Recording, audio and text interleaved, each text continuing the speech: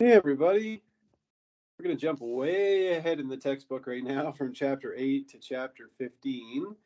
So we're skipping a bunch of chapters, but the reason why we put this chapter in Organic Chemistry 1 is because we feel it's very important that you understand NMR spectroscopy, or nuclear magnetic resonance spectroscopy.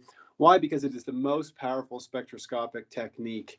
So far we covered IR, right? And we covered mass spec, so infrared spectroscopy and mass spectrometry.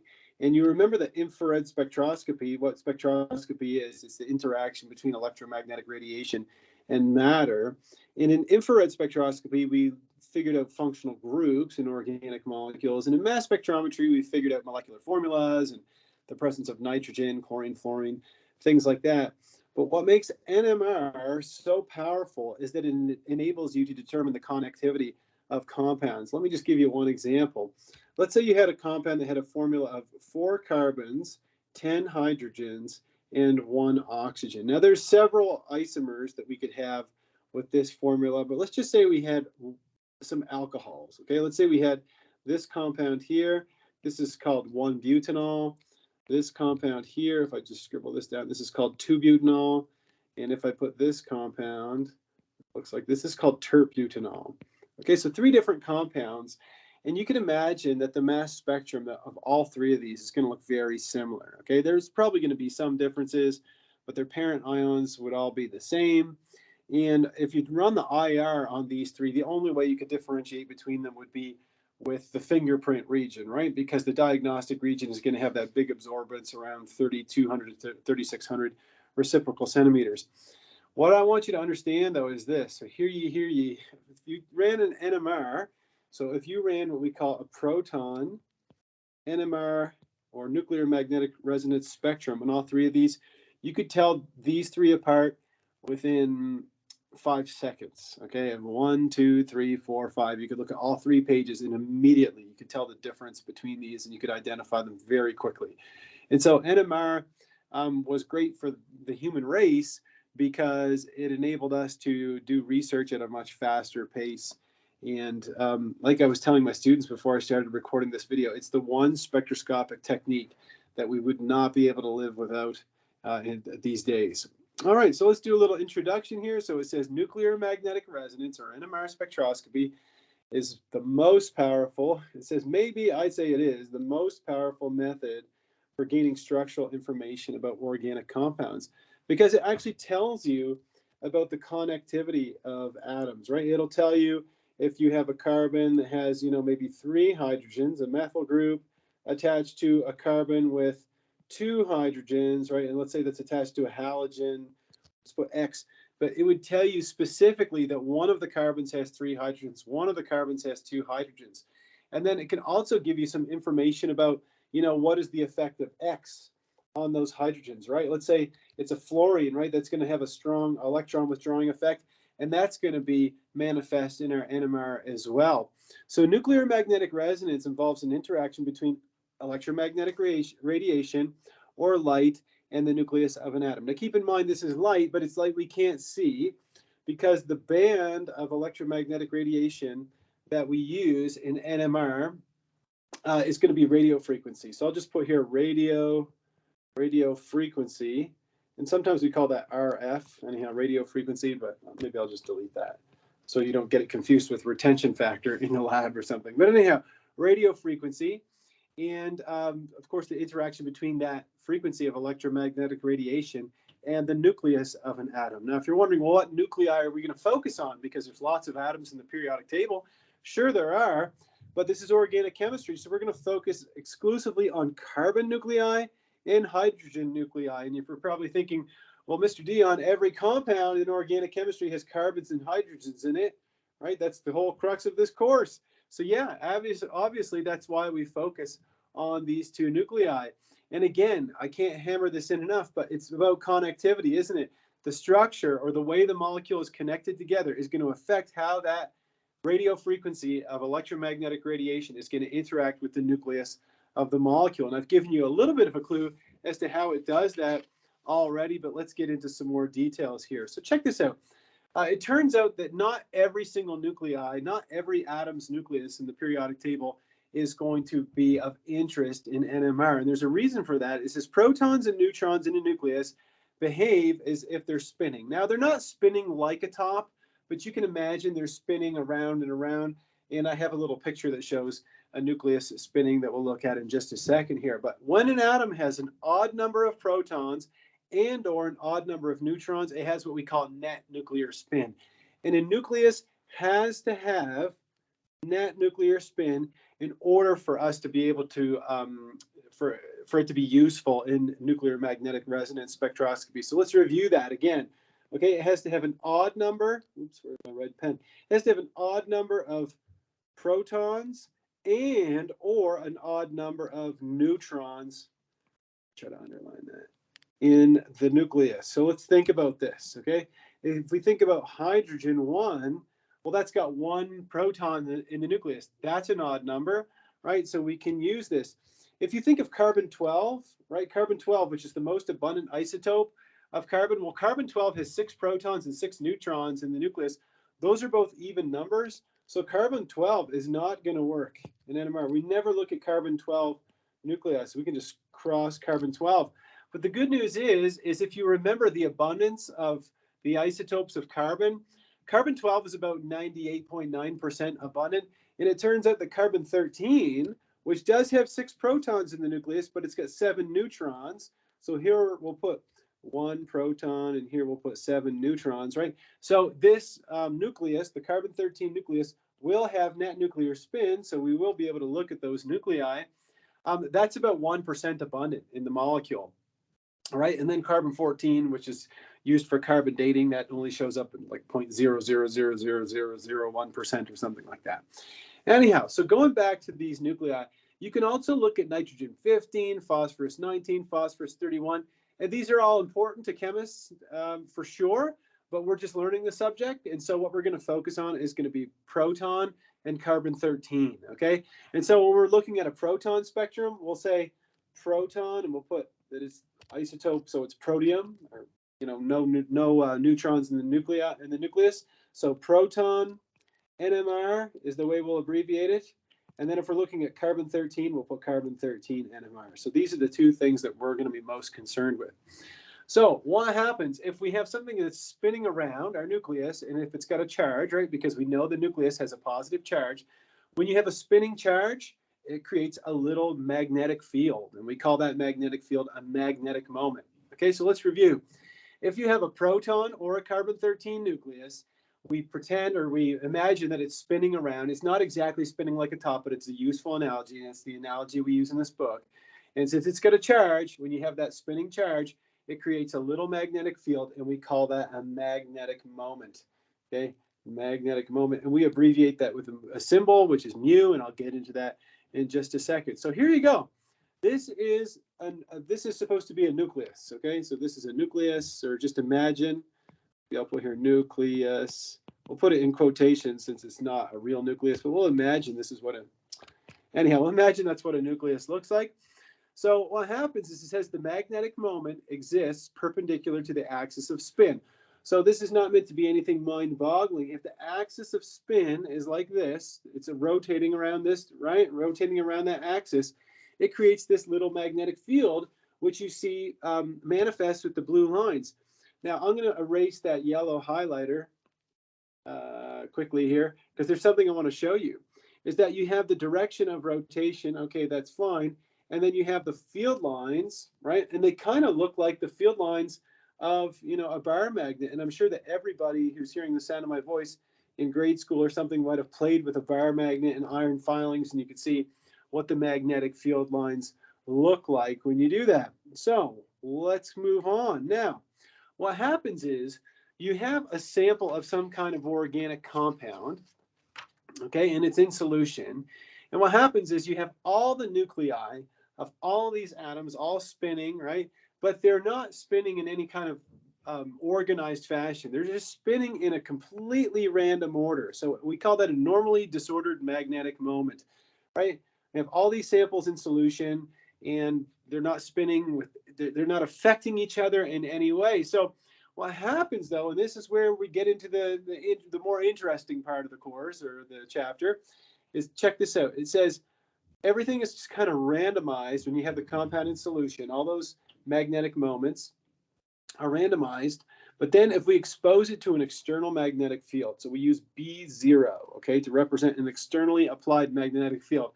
And we're talking about a strong magnet. We're talking about an electromagnet, a very, very powerful magnet. What happens is all of these nuclei, magnetic moments, which are just random, all of a sudden they align themselves with the magnetic field. So here's the direction of the applied magnetic field. Okay, it just happens to be going straight up. And you see that there's two possibilities. You can have the nuclei either aligning with the direction of the magnetic field.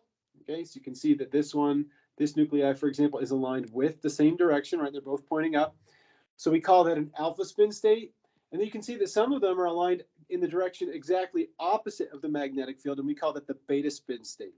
So beta spin state, alpha spin state. Beta spin state is aligned with the magnetic field that has been applied, and an alpha spin state is, alpha is aligned with it and beta is aligned against it. Now we're going to look at the difference in energy between these two, okay? So not only is the alpha spin state aligned with the magnetic field, it's actually lower in energy. So let's highlight this in green. This is our alpha spin state down here. And then we have our beta spin state, which is opposing the externally applied magnetic field, and it is higher energy. Now there's some kind of energy gap in between the two here. So again, the interaction between the magnetic moment and the magnetic field, it's quantized, and the magnetic moment has to align either with the field in an alpha spin state or against the field in a beta spin state. But again, we've got this energy gap here, and that is going to be of interest to us. And we're going to see how the magnetic field can actually affect the difference in energy between the magnetic, or between the two spin states. So it says when an atom with an alpha spin state, so lower energy, so we could put this here if you want. So the alpha spin state is going to be lower energy, is exposed to radio waves with just the right amount of energy. So an amount of energy equal to the difference in energy between the alpha and the beta spin states. What happens is that that proton, or that nucleus, I should say, is going to absorb a photon of light, and it's going to flip into the beta spin state. So it's going to go to a higher energy state. It goes into the beta spin state, which is higher energy. Now check this out at the bottom. This is very important. It says the stronger the magnetic field, the greater the energy gap. So delta E gets bigger and bigger and bigger as we have a bigger magnetic field. So we can make these big electromagnets, okay? And again, the stronger the magnetic field, the greater the energy gap between the alpha and the beta spin state. So I'm going to get into that in a second. I'm going to show you a picture of that. But before we do that, I want to show you some other kind of points here. Okay, so let's think about this very, very carefully. You have your externally applied magnetic field, right? B0. Okay, that's your very strong electromagnet. And I'm going to talk about where you get that kind of magnet from in a little bit. But what it does is it causes, so we have the nucleus spinning. It's either in an alpha or a beta spin state. But we know that in any molecule, there's going to be electrons too. So far, all I've been talking about are nuclei, right? The only thing I've been talking about is how a nucleus is going to spin, and then it's going to create some kind of magnetic moment. Well, check this out. We know that there are electrons surrounding any nucleus. Check it out. It says circulating electron density of a sigma bond, for example. Okay, so check this out. When you have the externally applied magnetic field interacting with the nucleus, it causes an exposing magnetic field to exist. Now, where does that come from? It comes from the electrons that are circulating around the nucleus. They create a magnetic field as well, okay? It's a little magnetic field, and it's going in the opposite direction of the externally applied magnetic field. You see that the field lines are going down this way through the nucleus. So they're actually in the opposite direction of the magnetic field lines from the externally applied magnetic field. And so what does that mean? That those two arrows that I have in red, they're going in the opposite directions. And so they're going to cancel out a little bit of the effect of the externally applied magnetic field. So what's the conclusion? It says the nuclei then experience less of the magnetic field that's been applied, and we say they're shielded. they're shielded by the electrons. And so I told you that the greater the magnetic field, the greater the energy gap. So what that means is that the more electrons you have surrounding your nucleus, the smaller the energy gap is going to be. Why? Because the more electrons you have, the greater this magnetic field opposing B0 is going to be. And if it's a smaller energy gap, it means it's going to require less energy to spin flip. And so when we have nuclei that are surrounded by a lot of electron density, they're going to feel less of the externally applied magnetic field, and they require less energy to spin flip. And the converse, it says here at the bottom, nuclei surrounded by less electron density are said to be de-shielded. So let's say you have a nucleus that's next to some kind of electron withdrawing group or an electron withdrawing atom. It pulls electron density away, and so it's going to feel more of the externally applied magnetic field, and it's going to be what we call that being de-shielded, and therefore it's going to take more energy to spin flip it. Now, if you're a little bit confused at this point, chapter 15 is one of those chapters that you have to kind of study it quite a bit before it starts to crystallize in your mind. But let's just see if we can make some sense of it here, of what we've said so far. So look, starting at the top, the amount of radio wave energy necessary for the alpha beta spin flip or energy transition, whatever, depends on the electronic environment of the atom. How much electron density is surrounding it. If you have a lot of electron density surrounding it, it's going to take less energy to spin flip it. If you have less electron density around it, it's going to take more. It's going to take more energy to spin flip it, right? Because it's going to feel more of the externally applied magnetic field. So when the alpha spin states are flipped to beta spin states, energy is absorbed, and we say that the atom is in resonance. Now keep in mind, this has nothing to do with chapter 2. It is not related to a resonance hybrid whatsoever. This is a completely different use of the word, okay? Completely different. So the amount of energy that it takes to do the spin flip from the alpha to the beta tells us about an atom's electronic environment, doesn't it? It tells you whether there's a lot of electron density around that atom or very little electron density around that atom. So because of the charge and spin of the nucleus, it behaves like a little magnet, and we apply the externally applied magnetic field to the nucleus, and then we measure the amount of energy that it requires for the nucleus to go into resonance. And remember, resonance just means the transition from the alpha spin state to the beta spin state. That's all it is. We just use the word resonance for it. And again, to rehash, nuclei in different electronic environments, whether they're shielded by electrons or de-shielded, meaning they have less electron density surrounding them, are going to take different amounts of energy. And so what do we do in the NMR? We basically plot the amount of energy, and then we look at the absorbance of electromagnetic radiation, and we're able to differentiate between the different types of environments that nuclei are in. So we have to have a really strong magnetic field for our NMR spectrometer and radio wave energy. So it says the strength of the magnetic field is going to affect the energy gap. Now, I've brought this up several times this morning, but you can see here that if we have no magnetic field, then everything is just completely in disarray. But then when we apply a magnetic field, all of a sudden we get this difference in energy between the alpha and the beta spin state. But let's say we have a magnet that has a magnetic field of 1.41 Tesla. Now, I'm not going to go into all the nuts and bolts about this, but usually we don't talk about an NMR spectrometer with respect to the field strength. We talk about its frequency. And as I was telling my students before I started this morning, you want to remember that energy is directly proportional to frequency, and that's also directly proportional to the magnetic field strength. Okay, all three of those things are directly proportional to each other. So instead of describing the NMR spectrometer in terms of field strength, we usually describe it in terms of frequency. So I think a 1.41 Tesla magnet, we say it's got an operating frequency or something like that. Anyhow, so you can see that if you have a magnetic field strength of, then you have a greater energy gap between your alpha and your beta spin states. And so this spectrometer is, we'd say it's operating at a higher frequency, right? Higher magnetic field, higher frequency. And again, I can't remember exactly what frequency this is. I'll have to take a look at the textbook because I'm pretty sure it tells us. Now, a question that it doesn't really address until quite a bit later in our textbook is, why would you want to have a greater field strength? What's the point? Like, what do you gain from that? Because it costs more money to have a higher field strength magnet. And the answer is resolution, right? Like, let's say, can you watch a movie on an old black and white TV, a 10-inch TV? Sure, you can totally watch it and get the message from it.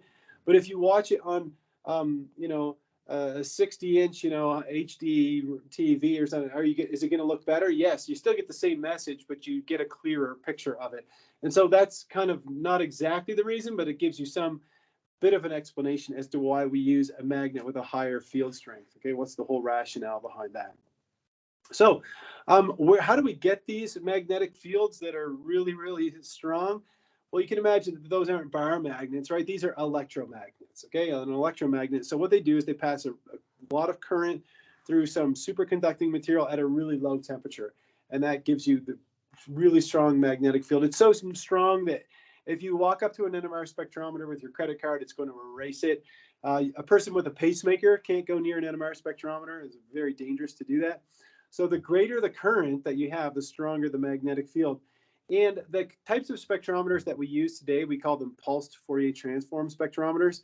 And so what we do is we pulse the sample of the compound with all frequencies of radio waves, everything that's relevant to the spin flips that we would use, and we call that exciting the sample. That just means causing all of the atoms to flip from alpha to beta.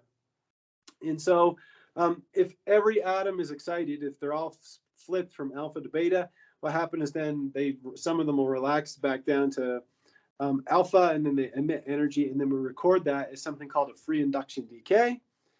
And the FID, or the free induction decay, contains all the information for each atom, and then there's a mathematical treatment called a Fourier transform. You don't really need to know anything about that, but it just converts the free induction decay into something that we can decipher, really, is all it does.